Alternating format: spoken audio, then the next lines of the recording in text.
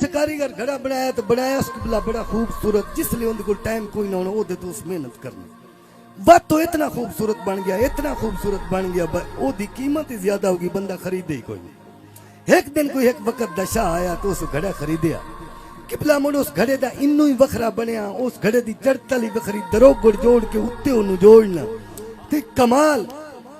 अच्छा बड़े फखर नाल कदी कदी भर के पानी का लिया। एक दे वक्त आया बंदे दा पैर रुखड़िया, घड़ा डिग्गा, भज गया घड़ा।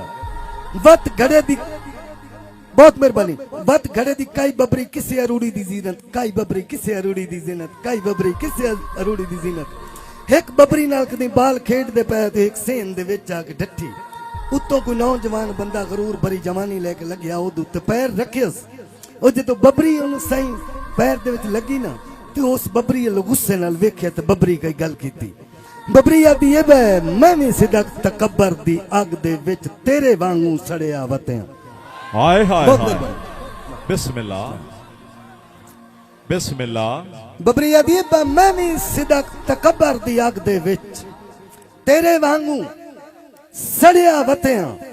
पै कीतन राज दरोगड़ ते घड़ा जे ताईं घड़िया वतिया। अदा के डठा जदन गरूर दी चोटी तो उसे अरसा खड़िया वतिया, उससे पाड़ छे हेठ वगा सटिया, जिंदी ढाक ते चढ़िया वतिया। वाह वाह वाह वाह, उससे पाड़ छे हेठ वगा सटिया, वाह वाह, जिंदी ढाक ते चढ़िया वतिया ते